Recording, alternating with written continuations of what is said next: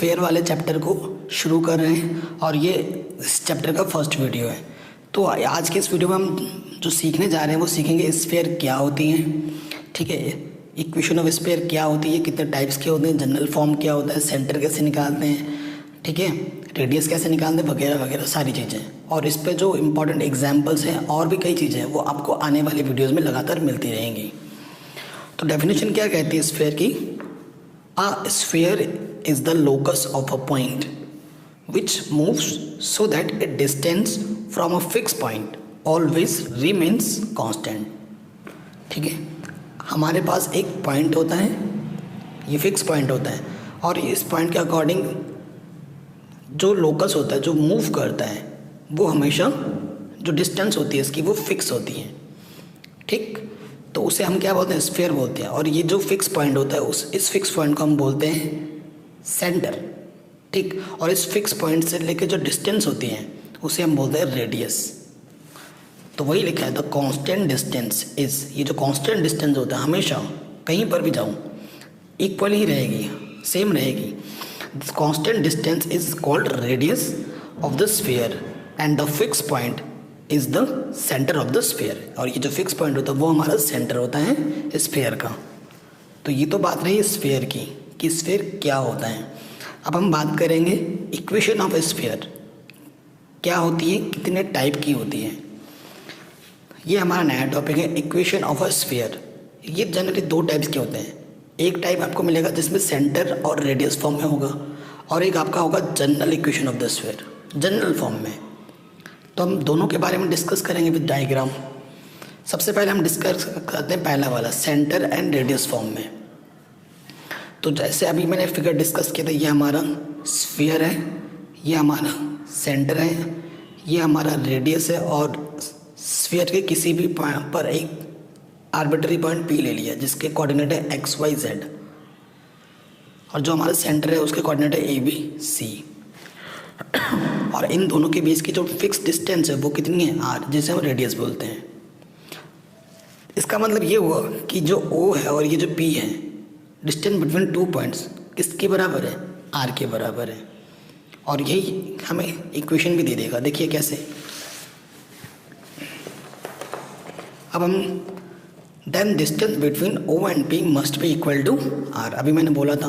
और आपको दो बिंदुओं के बीच दूरी निकालने का फॉर्मूला पता ही होगा। क्या होता है? Under root x1 minus x2 का square plus y1 minus y2 का square plus z1 minus z2 का स्क्वायर इज इक्वल टू जो भी डिस्टेंस होती है आर है हमारे पास।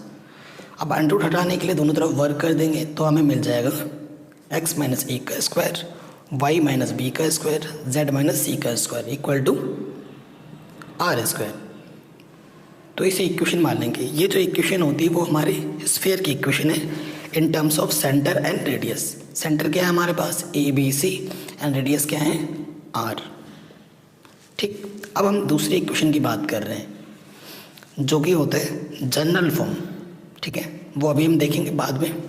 अब क्या करेंगे, ये जो गिवन इक्वेशन हमारे पास मिली है, इक्वेशन फर्स्ट, इसको अगर आप खोल दें ए माइनस बी का होल स्क्वायर, ए माइनस बी का होल स्क्वायर, ए माइनस बी का होल स्क्वायर फॉर्मूले से खोल दें और आर स्क्वायर को और राइट से उठाकर लेफ्ट में ले आए सॉल्व करने के बाद, तो आपको ये इक्वेशन मिलेगी X square plus Y square plus Z square minus 2ax minus 2by minus 2cz, और सारे कांस्टेंट एक ब्रैकेट पे मैंने लिख दिए हैं इक्वल टू 0। ठीक, इस इक्वेशन को आप सेकंड इक्वेशन मान लो। तो ये जो गिवन ये जो सेकंड इक्वेशन में मिला है इसके कुछ कैरेक्टरिस्टिक होते हैं, इसके कुछ गुण होते हैं दिखने वाले। सबसे पहला गुण आपको ये दिख रहा होगा कि ये जो इक्वेशन है ये एक सेकंड डिग्री की इक्वेशन है। सेकंड डिग्री की इक्वेशन का मतलब जिसकी घात अधिकतम 2 है, x square y square z square में, तो सेकंड डिग्री की इक्वेशन है। सेकंड, जो हमारे पास x square y square z square मिले हैं इन सब के जो कोफिशिएंट हैं वो इक्वल हैं और 1 के बराबर है। ठीक, तीसरा गुण आपको ये मिलेगा कि इसमें X Y Y Z Z X वाले कोफिशिएंट है ही नहीं, मतलब कोफिशिएंट क्या बोल रहा हूँ, ये वाला टर्म ही नहीं है। ओके, ये भी नहीं है। चौथा गुण आपको ये मिलेगा, ये आपसे खुद से अज्यूम करना है कि अगर बाय द सपोज करो आपको क्वेश्चन में ओरिजिन 0 0 ओरिजिन के टर्म में दे देते कि सेंटर आपका ओरिजिन है, यानी कि ओरिजिन का मतलब 0 0, यानी ए आपका 0 है, बी आपका 0 है, सी आपका 0 है।